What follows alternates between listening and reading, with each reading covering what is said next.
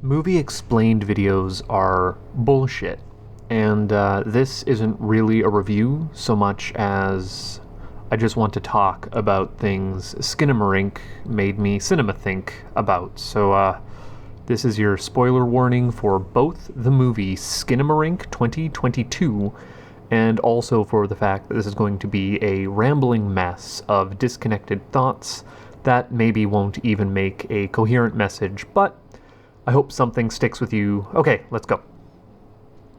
You ever watched Beyond the Black Rainbow? It's what the guy who did Mandy did before, Mandy. So, if you asked me what the most boring movie I couldn't cut a single second from was, I would have said Beyond the Black Rainbow. Now, it's Skinamarink. The movie is 100 minutes of just nothing. It's a movie that is like 80% sound design and only 20% editing, and that's it. There's almost no actual movie to the movie. I think I spent the majority of my time of watching the movie actually just watching film grain. Also, for the last 30 minutes, I think I cricked my hand something fierce because I didn't let up white-knuckling through it.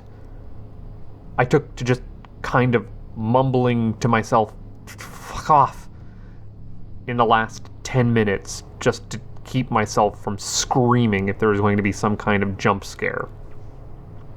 There had been two so far, both clearly and deliberately telegraphed, so I don't know. My opinion on jump scares as a trope is don't rely on it for the horror or fear reaction. Use it as punctuation to release dread, built up tension, which is how these were used, so, good on ya. There are 3 or 4 good ideas here, spread so thin, I feel like you could get the same concept across in a couple of 10-minute YouTube horror shorts. But it also worked less as effectively, while probably still being viral hits. But packaged as a whole, it allows them to steep in this vibes-based horror. It walks the full path of needing room to breathe, and I think it stumbles over the line into just being boring. But that also ultimately challenged me with the idea of can or should art be boring? A friend said to me, if you bore the audience, you missed whatever you were doing. And I get it, but boredom is also a valid feeling in response to something, and I think you can use that reaction to build other contrasting experiences off of. Oops, I've crawled up my own pretentious butt. Let's talk about Weird Al completely incidentally. One of the best conceptual bits of the movie is ruined for me because I had just watched UHF. All throughout the movie, there's a bunch of public domain cartoons from the 50s playing in the background, one of them using the Umbrella song that loops and loops and loops and loops and loops as a rabbit makes itself disappear. During which I couldn't stop thinking about the Kipper Kids bit from UHF. So this big turning point in the movie where whatever entity was causing the spookums to happen up to that point never interacted with the TV and was kind of a safe zone for the kids, and now was just looping this one part of making something disappear over and over and over and over.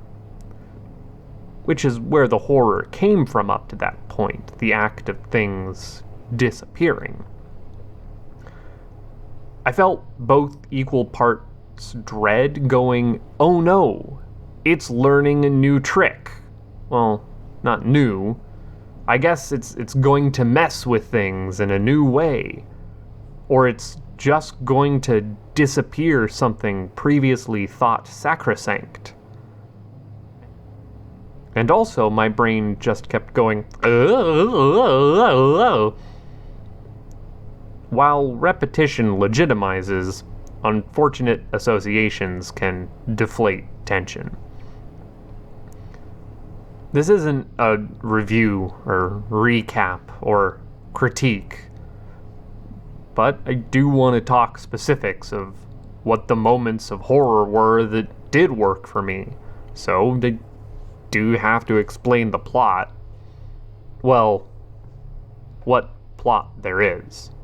The setup for the movie, a bit, I guess.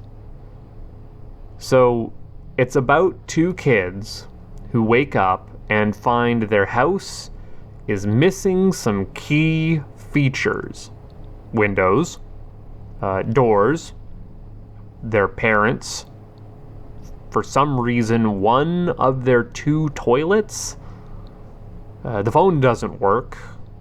Some of the lights don't work. The TV, it works, though, that's good. The way the movie tells you the stuff is missing, though, is stupid looking as hell. It just flips back and forth between cuts of the thing being there and not being there, with a doofy sci-fi sound effect. It's like something you'd see on Star Trek or Twilight Zone, but even those comparisons might be giving it too much credit. It even takes the door or window trim with it, leaving just a perfectly blank wall. Which is a shame, because I think for one shot, they do show what was probably a sliding glass door is absent, because there are blind slats half open on a featureless wall, which sells the idea so much better by implying what should be there, instead of the cheap effect just showing it that they used elsewhere. Just show us walls with trim around them. The audience will figure it out. It's like the one act of hitting your audience over the head to make sure they get that stuff went missing, where the rest of the movie seems intent on not explaining anything at all. Which is fine, in fact. I think that one of the tenets of horror I most gel with and appreciate, and I'm always looking for interesting takes on, that being horror isn't what you show, it's what you don't show. And boy, does this movie not show much. Stuff like House of Leaves feels like a touchstone for creepy house that isn't quite right in ways we aren't describing. See also what's going on in the Southern Reach trilogy. Whereas in contrast, I am pretty disinterested in what the back rooms are doing. Even though some of my favorite SCP stories are things like There Is No Anti-Memetics Division and Taboo. Heck, stylistically, this owes a lot to Marble Hornets and Petscop, which themselves are inspired by found footage films. Though Skinamarink in no way presents itself as found footage. Nothing about what we are seeing, or not seeing, is implied to be any kind of conventional viewpoint. The whole thing feels completely disinterested in what is actually being shown on screen most of the time. This is a movie where every time the camera started to pan, I got sick to my stomach. I think it did that, like, maybe half a dozen times at most. 2 of them right before aforementioned jump scares. A fake out panning up to a doll on a ceiling. Is that an homage to the baby on the ceiling of Trainspotting, or am I just reading too much into it? Another time it's used particularly well when the girl is talking to her parents. You just stay on her point of view. Oops, I lied earlier about point of view. Again, ending in a jump scare, but I think this one was more earned, even if I was thinking the whole time, did they crack celery for the bone-crunching sound effects? I already talked about the Kipper Kids music scare. I don't know.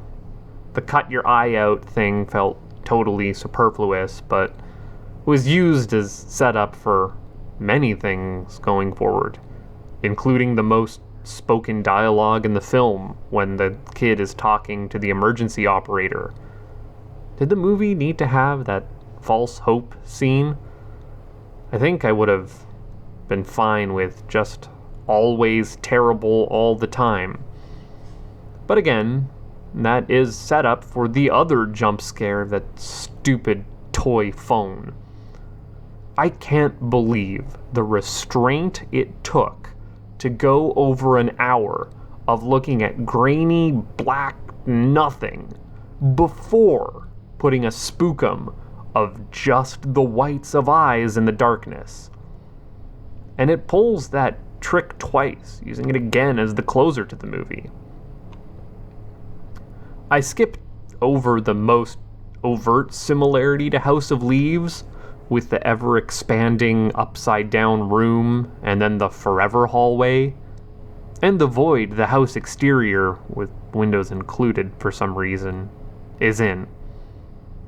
Those are the concept art shots, and while I didn't watch a trailer before I saw the movie, something like this has spread almost entirely by word of mouth, and you can see why. There isn't much to show. But a trailer almost certainly was cut with just those shots, as they were the most visually interesting of anything in the film. I also love the implied horror, something like 572 days passing, as the one title card in the movie says. It's an unreasonable amount of time. If anything was alive, it should have, been dead long ago. The last 10 minutes really do contain the most blatant horror, with the looping blood spatter that had me thinking about the endless and the evil within, too, of all things. Those moments before death, the realization, then panic and desperation, before succumbing to violence, but never having the cathartic finality of death, looped ad infinitum. Love that kind of stuff as a basis for horror. I don't know why I'm so easily suckered into X-Media explained videos. Sometimes it's just a freaking cheeseburger. And I've tried. I've made a conscious effort to not look into the discourse surrounding this movie, but I wonder if people think the last shot of the movie is the monster emerging from nothingness. A barely perceptible smudge that our pattern-starved brains are trying to assume is a face. Or maybe it's the sister, with their features, content-aware filled in, like all the previous shots of photos laying around the house. Or what's become of the little kid?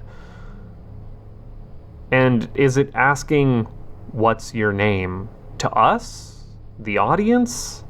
In true internet creepypasta tradition, where now the haunted media is breaking the fourth wall and invading our space? Or are we supposed to assume another character is asking of this creature, who are you? As we too are trying to find any kind of answers.